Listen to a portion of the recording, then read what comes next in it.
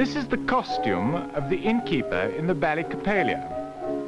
I'm playing the part the way they do in the Royal Ballet's Ballet for All company, so that I can tell you all about it as we go along and take part in the action. I want you first to look at the opening scene of this ballet, the way it is usually done today. There's something not quite right in the music for one of the characters. The innkeeper's inn stands on one side of the square of a little town in Galicia in Eastern Europe. Old Dr. Coppelius, the doll maker, is so proud of Coppelia, his newest and best creation, he puts her in his window to see if anyone will think she's real. Then he steps outside to examine the effect.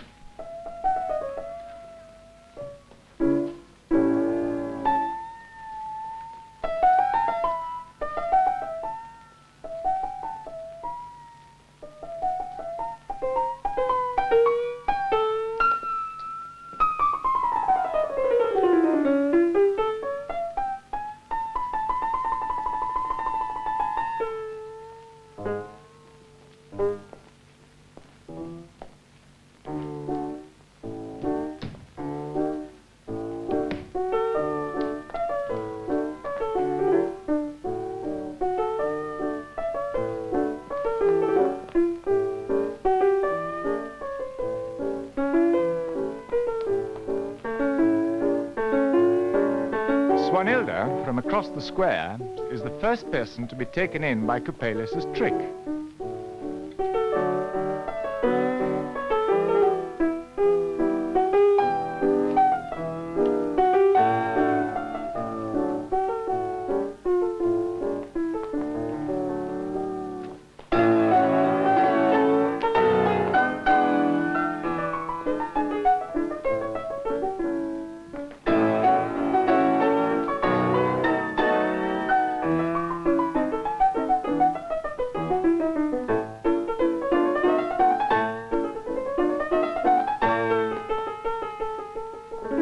She's annoyed that Coppelia seems to ignore her.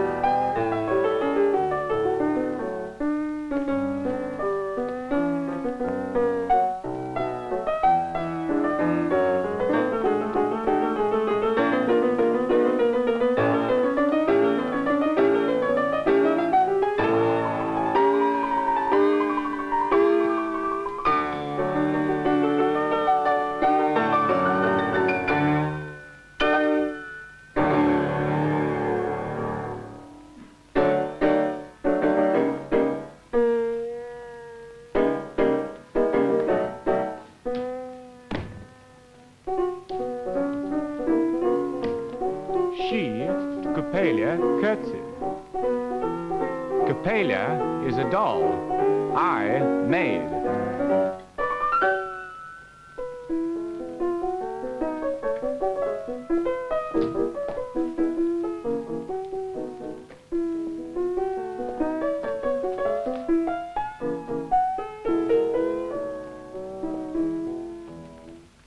Right, we'll stop there.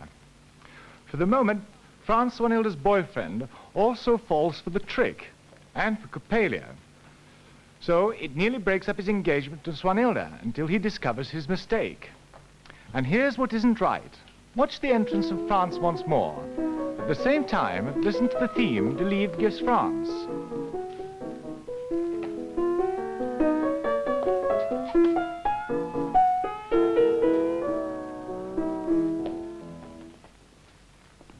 Have you spotted it now? It's the theme. There it is. It's much too weak for a man, but it suits perfectly a girl impersonating a man like this.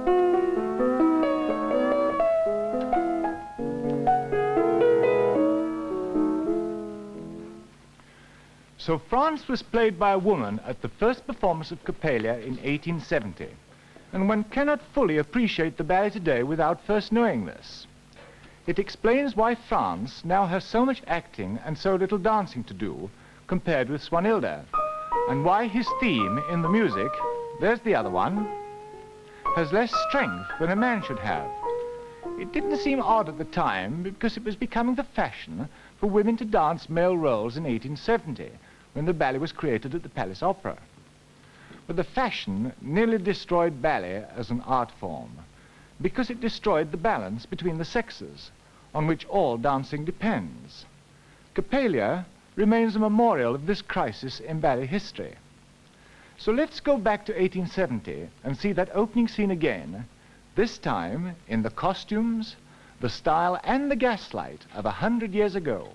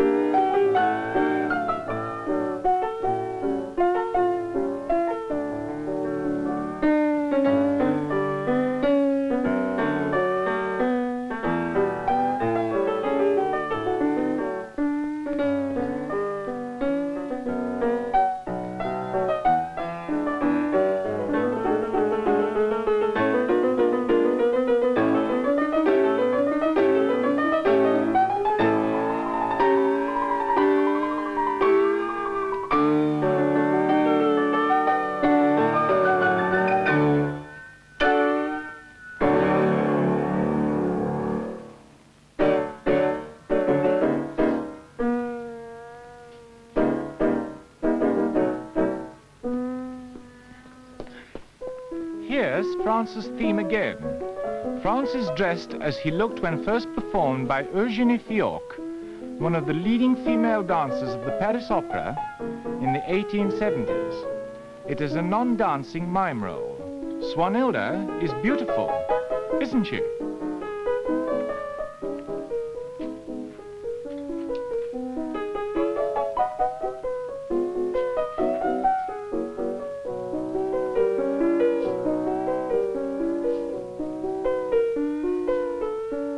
Why won't she speak to me?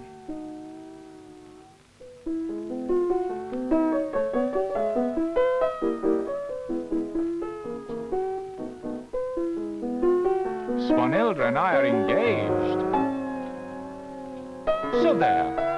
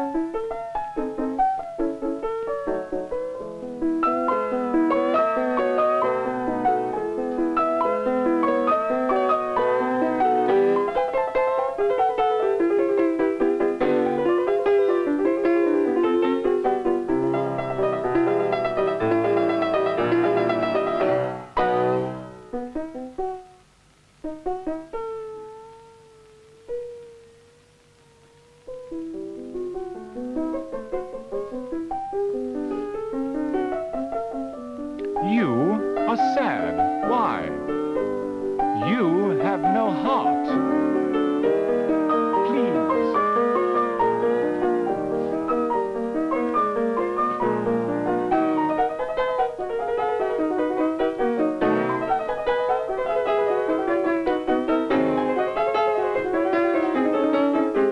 Please, I love you. All right? Swear it. What about her?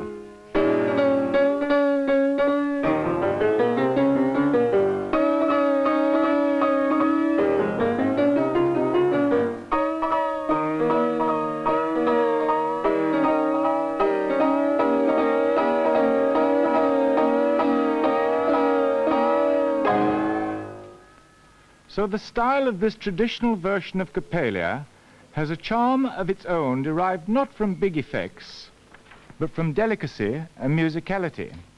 Three things are particularly important. First, the treatment of France, a role for a woman presented almost exclusively as a foil for Swanhilda. Second, the emphasis upon the female dancer. She has very difficult, brilliant steps. Third, the way mime reveals the period and tells the story. It's a formal kind of sign language, well understood by audiences in the Paris of 1870. Noticing the coolness between France and Swanhilda, the burgomaster of the town invites Swanhilda to dance, using an ear of corn to test France's love. The result is a typical pas de deux of the period, in which Swanhilda does all the dancing, the female France acts and mimes, and a peasant boy from the Corps du Ballet stands ready in the background to hold Swanhilda in any difficult poses. The burgomaster invites Swanhilda to dance for France.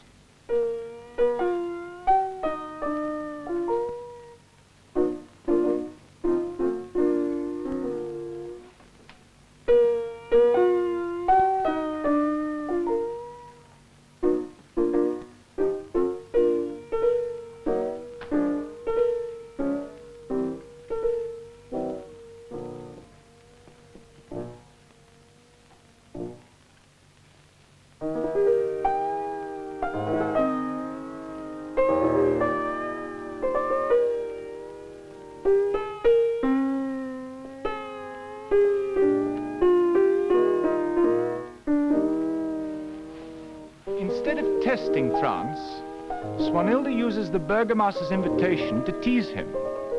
She makes the ear of corn tell her a story like this.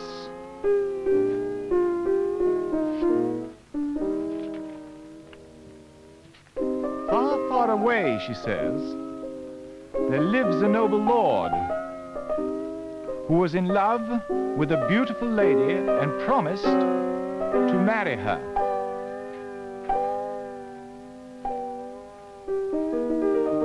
Then he abandoned her. Of course, the story is really about France. and France half guesses it.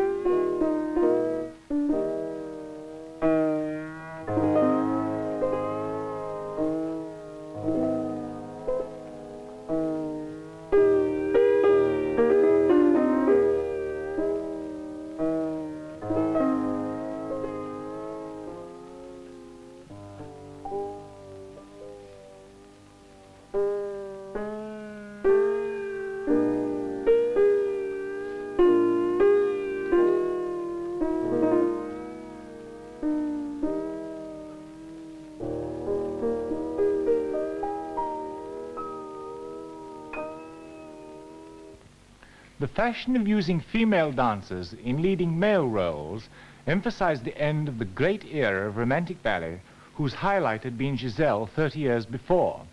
During this time, the style and technique of female dancing had been marvelously developed alongside other elements of ballet, such as the craft of telling stories through movement. But the vital importance of the contrast, strength, and excitement men bring to dancing was forgotten. They were left to do character parts like Coppelia or the innkeeper, or sometimes support the ballerina by stepping out of the corps de ballet, as you just saw. The result could only be this in Paris.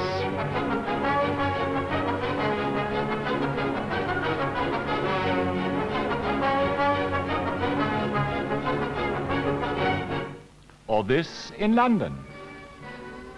In London, a grand military ballet at the Alhambra Theatre during the 1880s, in which all the soldiers and sailors were danced by a corps of women, and the leading roles were performed usually by Italian ballerinas like Emma Palladino. Italian dancers at that time had the most brilliant techniques. They came from the Imperial Dancing Academy at Milan, then the best school in the world. There its director, Carlo Blasis, one of the greatest teachers in the history of ballet, evolved the fundamental system of training upon which all methods of teaching are still based today. Through his success, dancers from the Academy dominated the stages of the world for most of the 19th century, and technique itself was given a sharpness and polish it never knew in the old French school. Let's have a look at this French school, as it's remembered by Bonneville, the Danish choreographer, in his Conservatoriat. Its technique emphasizes lightness, softness and grace, all qualities of the school.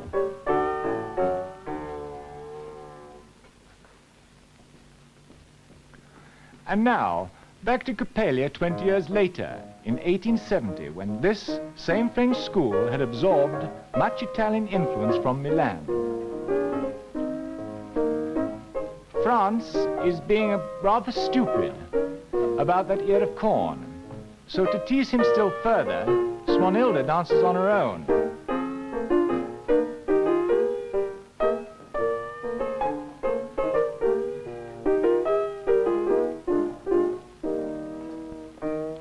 Her solo uses the point work in difficult steps the Italians had developed by this time.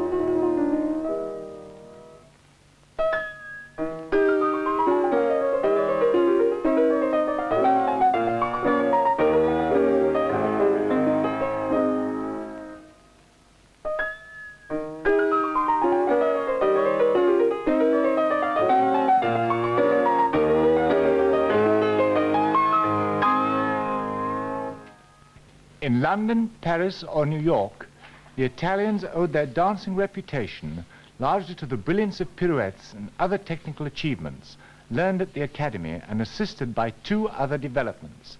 First, the shortening of the romantic skirt, which gave the legs more freedom and incidentally created a new silhouette with a lower waistline. And second, the stiffening of the toes of ballet shoes with glue to make a hard block, often donned at the point. You see? This replaced the soft shoe padded inside with cotton wool, which helped Mary Taglioni to rise on point for the first time 50 years before. All these Italian technical advances were used in Western Europe largely for display, elevating still further the female dancer over the male, and so increasing the tendency for ballet to become little more than a leg show. But in Russia, male dancing remained an honored career, and these Italian discoveries were used properly for artistic effect. So in this way, through Russia, ballet was saved. When Coppelia was produced in Russia, for instance, all the positive elements about it were strengthened. The Russians kept its clever story of real-life people, France became a role for a man, and the Russians also kept its use of national dances, like the Hungarian Shadas, because national dance steps influenced and enriched all choreography. Unable to keep his eyes off a pretty girl, France annoys Swanhilde still further by dancing with another girl of the village.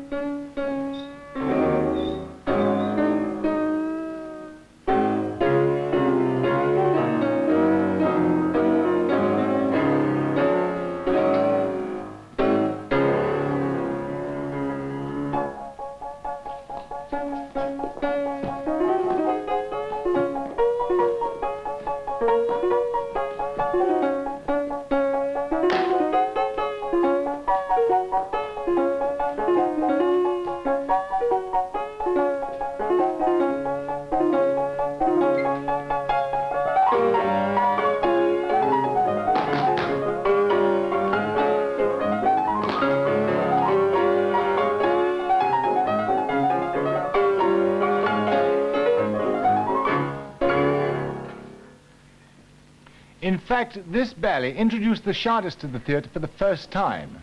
The Russians also used national dance steps in a classical way to contrast male and female.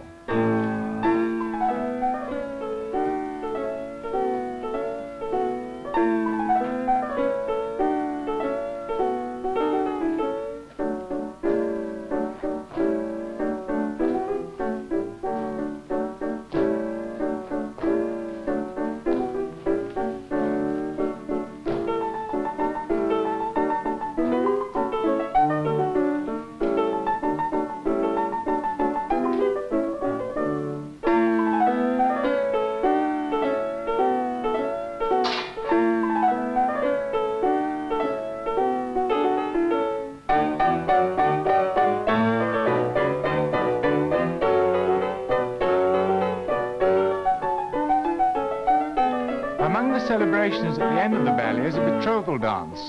You'll notice the boy dances the national steps in their original form, while the girl dances the steps as classical steps on point.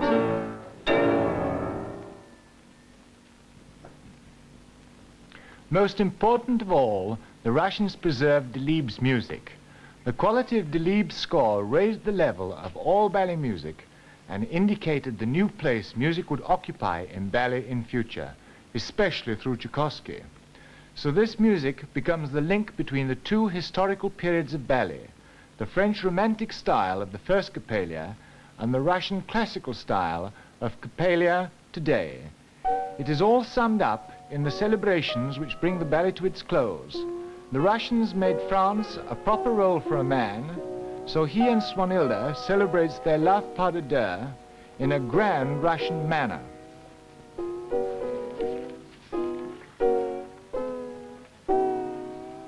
But Delibes never wrote music for a male France, so they danced to music he intended for celebrations in a different style. Coppelia gains a Russian look and announces a Russian future.